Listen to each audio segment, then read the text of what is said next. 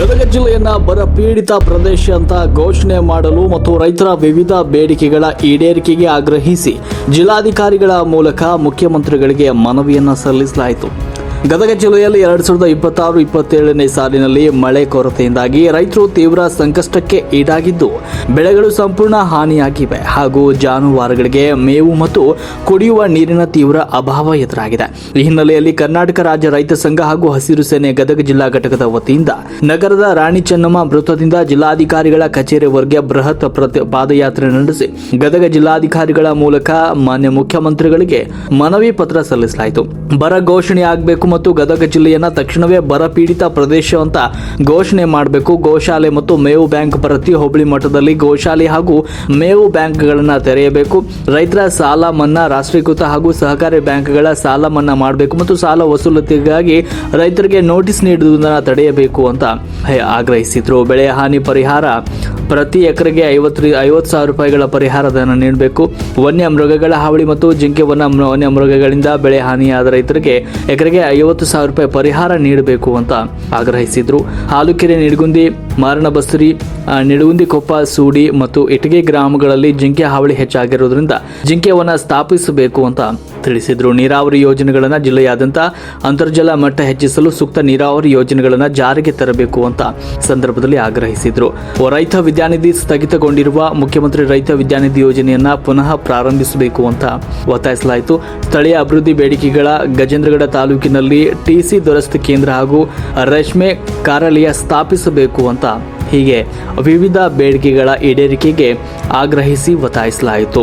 ಈ ಸಂದರ್ಭದಲ್ಲಿ ಶ್ರೀಯುತ ಮಹಾದೇವ ಎನ್ ವರ್ಣೇಕರ್ ಗೌರವಾಧ್ಯಕ್ಷರು, ಗಜೇಂದ್ರಗಡ ಪ್ರವೀಣ್ ಅನಿಲ್ ವೆಂಕಪ್ಪ ಕರ್ಣೆ ಅಧ್ಯಕ್ಷರು, ಗಜೇಂದ್ರಗಡ ಅಂದಪ್ಪ ಕೆ ಅಂಗಡಿ ಉಪಾಧ್ಯಕ್ಷರು, ಗದಗ ಜಿಲ್ಲಾ ರೇಷ್ಮೆ ಬೆಳೆಗಾರರ ಸಂಘ ಶಂಕರಗೌಡ ಜಯನ್ ಗೌಡರ್ ಗದಗ ಜಿಲ್ಲಾಧ್ಯಕ್ಷರು, ಟಿಡಿ ಬಸವರಾಜ್ ರಾಜ್ಯ ಸಂಘಟನಾ ಕಾರ್ಯದರ್ಶಿ ಸೇರಿದಂತೆ ಹಸಿರು ಸೇನೆಯ ನೂರಾರು ರೈತ ಮುಖಂಡರು ಹಾಗೂ ರೈತರು ಈ ಪಾದಯಾತ್ರೆಯಲ್ಲಿ ಪಾಲ್ಗೊಂಡಿದ್ದರು.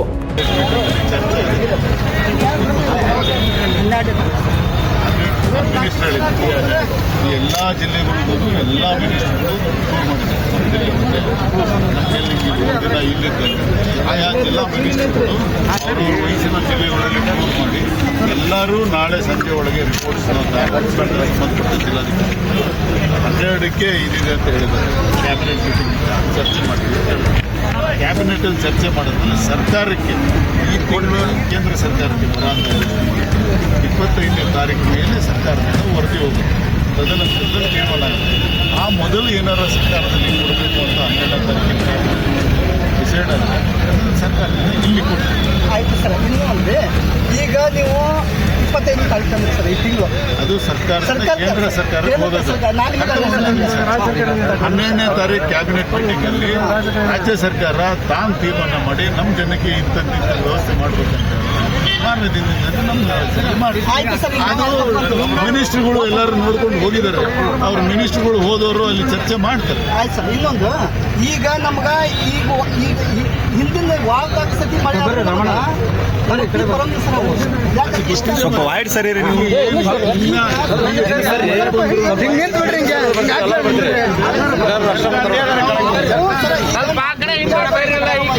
ಇಷ್ಟು ಜಾಗ ಇದೆ ನೋಡು. ಅದನ್ನೇ ಹೊತ್ತಕ್ಕಿಂತ ಸರ್ ಇವತ್ತೊಂದು ನಾಳೊಳಗೆ ಬಂದಿದೆ. ಸರ್ಕಾರದಿಂದ ಬರಬೇಕು. ಸರ್ಕಾರ ಕೇಳಿಲ್ಲ, ನನ್ನ ಕೈಯಿಂದ ಕೊಡಲಿಲ್ಲ. ಹೌದು, ಸರ್ಕಾರ ಹೇಳಿದ್ದೀನಿ, ನಾನು ಹಿಂಗೆ ಹೇಳಿದ್ದೆ. ಬಂದಿಲ್ಲ. ಇವತ್ತು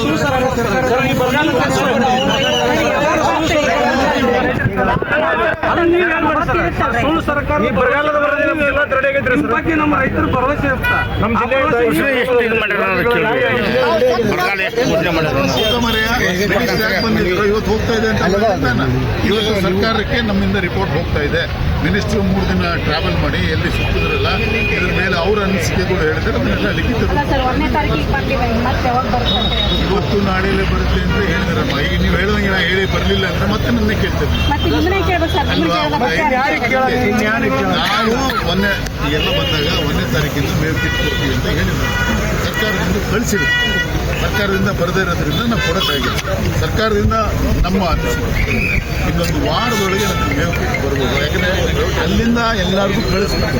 ನಮಗೆ ಬರುತ್ತೆ ಬರುತ್ತೆ ಇನ್ನೊಂದು ವಾರದೊಳಗೆ ಬರುತ್ತೆ. ನಾವು ಇನ್ನು 2 ದಿನ ಅಂತ ಹೇಳಿದ್ದಾರೆ ಅನ್ನೋದು ಮಾತು ಹೇಳ್ತೀನಿ. ನಾನು 1 ವಾರ ಅಂತ ಹೇಳ್ತೇನೆ. 1 ವಾರದೊಳಗೆ ಬರುತ್ತೆ.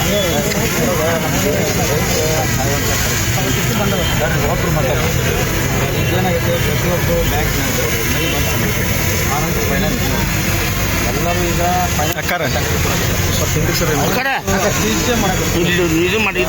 ಜಪ್ ಮಾಡ್ತಾರೆ. ಟ್ಯಾಕ್ಟರ್ ತೊಗೊಂಡೋಗ್ತಾರೆ. ಅವ್ರ ರೈತ ಹೋಗಿ ಏನಾದ್ರು ತಗೊಳ್ಳೋಂಥ ಪರಿಸ್ಥಿತಿ ಈಗೇನು ಫೈನಾನ್ಸ್ ಹೋದ್ರೆ ಅವ್ರಿಂದ ನೋಟಿಸ್ ಮಾಡಿ ಅವ್ರಿಗೆ ಕಡೆ ಒಂದು ಸರ್ಕಾರದವರು ಮಾಡಬೇಕು. ಆನಂತರ ಈಗ ಕೃಷಿಯೇತರ ಚಟುವಟಿಕೆ ಒಳಗೆ ಇವತ್ತು ಏನು ರೈತರು ಬೆಳೆಸಾಲ ತಗೊಂಡು ಹೊರಬಾಕಿದ್ದಾರೆ ಅವರಿಂದ ಹೊರದಾಗಿದ್ದಂಥ ಮನೆಯಾಗಿದ್ದಂಥ ಸಾಮಾನುಗಳು ಮಾರಿ ಕಟ್ಟುವಂಥ ಪರಿಸ್ಥಿತಿ, ಎತ್ತು ಮಾರುವಂಥ ಪರಿಸ್ಥಿತಿ. ಇವತ್ತು ದನ ಕರುಗಳ ಕೂಡ ಸಹಾಯಕತೆ. ನಾವು ಮೊನ್ನೆ ಹೇಳ್ತಾರೆ ಡಾಕ್ಟರ್ ಮಾತ್ರ ನಿಗದಿತವಾಗಿ ಆ ದವಾಖಾನೆಯಲ್ಲಿ ಎಲ್ಲ ಪಶುಸಂಗೋಪನಾ ಇಲಾಖೆ ಒಳಗೆ ಡಾಕ್ಟರ್ ಕಾರ್ಯನಿರ್ವಹಿಸುವಂತ ಹೇಳಿದ್ರು. ನಂತರ ಅದ್ರ ಬಗ್ಗೆ ಮನವಿನೂ ಕೊಟ್ಟಿದ್ವಿ. ಇದುವರೆಗೂ ಆ ಮನವಿಗೆ ನಮ್ಗೆ ಎಲ್ಲ ಧಿಕ್ಕಾರ ಮಾಡಿ ಅವರ ಪಶುಸಂಗೋಪನಾ ಇಲಾಖೆ ಒಂದು ಇವತ್ತು ಅವನ್ನ ವರ್ಗಾವಣೆಗೊಳಿಸಿ ಸರ್ಕಾರ ಕಾರ್ಯಕ್ಕೆ ಬಂದು ಅವ್ರನ್ನ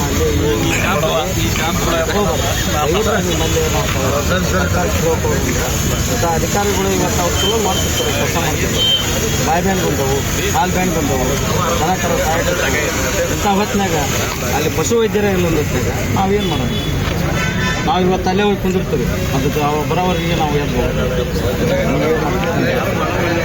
ನಮ್ಮ ಅಷ್ಟು ಆಮೇಲೆ ಅದರಂತ ಎಲ್ಲ ತಾಲೂಕಿನಾಗ ಪಶು ವೈದ್ಯರ ಎಲ್ಲ ಗ್ರಾಮಾಂತರ ಪಶು ಚಿಕಿತ್ಸಾಲಯದಲ್ಲಿ ಒಬ್ಬರು ಇಲ್ಲ.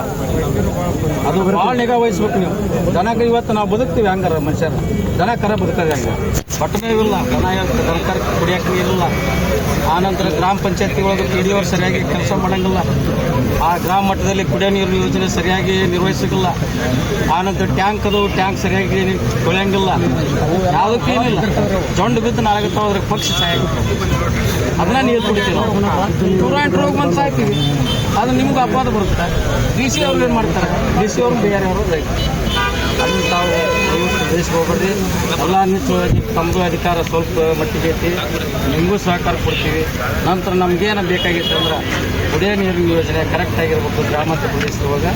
ಇಲ್ಲಿ ನಮ್ಗೆ ಸಂಪೂರ್ಣವಾಗಿ ಈಗಾಗಲೇ ಮಾರಾಯಿದ್ರು ನಾನೂರ ತುಂಗಭದ್ರಾ ನದಿ ನೀರು ಬಿಟ್ಟಿದೆ.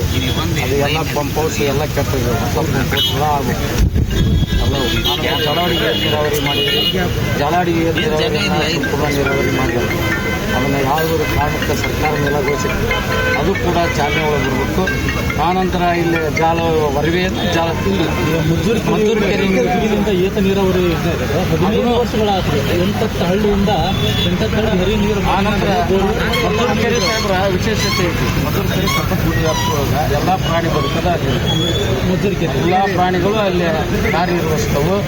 ಆನಂತರ ಮದ್ದೂರು ಕೆರೆ ಅಂತ ಅಂದಲ್ಲ ಕಪ್ಪತ್ತೋಟ ವ್ಯಾಪ್ತಿಯೊಳಗೆ ಎಷ್ಟು ಕೆರೆ ಅದಾವು ಅವಷ್ಟು ಬಳಿಯಿಂದ ನೀರು ತುಂಬಿಸುವಂಥ ಯೋಜನೆ ಮಾಡಿದ್ರೆ ನಾವು ರೈತರು ಬದುಕ್ತೀವಿ, ಎಲ್ಲ ಬದುಕ್ತೀವಿ. ಆನಂತರ ಪ್ರಾಣಿ ಹಾವಳಿ ಇವತ್ತು ಯಾವ ರೀತಿ ನೋಡ್ರಿ, ಒಂದು ನಿಮಿಷ. ಇವತ್ತು ಜಿಂಕೆ ಕಾಟ.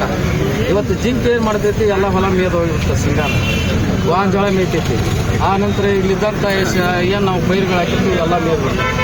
ಇವತ್ತು ಅಖಂಡ ಬರಗಾಲ ಐತೆ ಅಂತ ನಾವು ಮಾತಾಡೋಂಗಿಲ್ಲ.